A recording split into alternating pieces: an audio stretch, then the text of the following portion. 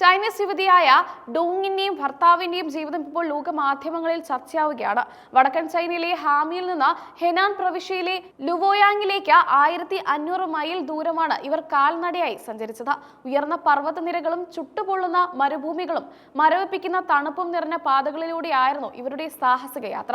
പ്രകൃതിയുടെ കഠിനമായ പരീക്ഷണങ്ങൾ നേരിട്ട് 139 ദിവസം കൊണ്ടാണ് ഈ ദമ്പതികൾ ലക്ഷ്യസ്ഥാനത്തെത്തിയത്.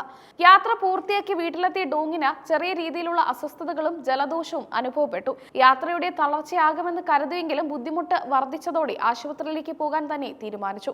ആശുപത്രിയിലേക്കുള്ള യാത്രക്കിടെ അപ്രതീക്ഷിതമായി അവരുടെ കാർ അപകടത്തിൽപ്പെട്ടു. കാർ ശക്തമായി ഇടിച്ചുവെങ്കിലും എയർ ബാഗുകൾ കൃത്യസമയത്ത് പ്രവർത്തിച്ചതിനാൽ ഡോങ് വലിയ പരിക്കുകളില്ലാതെ രക്ഷപ്പെട്ടു. അപകടത്തെ തുടർന്ന് ആശുപത്രിയിൽ എത്തിച്ച ഡോങ്ങിനെ പരിശോധിച്ച ഡോക്ടർമാർ ഞെട്ടിപ്പോയി. പരിശോധനയിൽ അവൾ 9 മാസം ഗർഭിണിയാണെന്ന് കണ്ടെത്തി. ഡോങ്ങിനേക്കാൾ കൂടുതൽ അത്ഭുതപ്പെടുത്തിയത് അവളുടെ ഭർത്താവിനെയായിരുന്നു. ഗർഭിണിയാണെന്ന കാര്യം അറിയാതെയാണ് കഴിഞ്ഞ 139 ദിവസവും താൻ കഠിനമായ ട്രക്കിംഗ് നടത്തിയതെന്ന് ഡോങ് മാധ്യമങ്ങളോട് പറഞ്ഞു. മലനിരകളും മരുഭൂമികളും താണ്ടുമ്പോൾ തനിക്ക് അമിതമായ ക്ഷീണമോ ഗർഭലക്ഷണങ്ങളോ അനുഭവപ്പെട്ടിരുന്നില്ല. ആശുപത്രിയിലെത്തി മണിക്കൂറുകൾക്കുള്ളിൽ തന്നെ ഡോങ് ഒരു ആൺകുഞ്ഞിന് ജന്മം നൽകി. ഏകദേശം 2.5 കിലോ ഭാരമുള്ള കുഞ്ഞ് പൂർണ്ണ ആരോഗ്യവാനാണ്.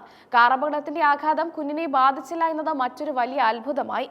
സാധാരണയായി ഗർഭകാല സ്ത്രീകൾ അതീവ ജാഗ്രത പുലർത്താറുണ്ട്. എന്നാൽ ഡോങ് ചെയ്തത് പ്രായോഗികമായി അസാധ്യമായ കാര്യമാണ്. ഓക്സിജൻ കുറഞ്ഞ ഉയർന്ന മലനിരകളിലും കഠിനമായ ചൂടിലും അവർ കിലോമീറ്ററുകളോളം നടന്നു.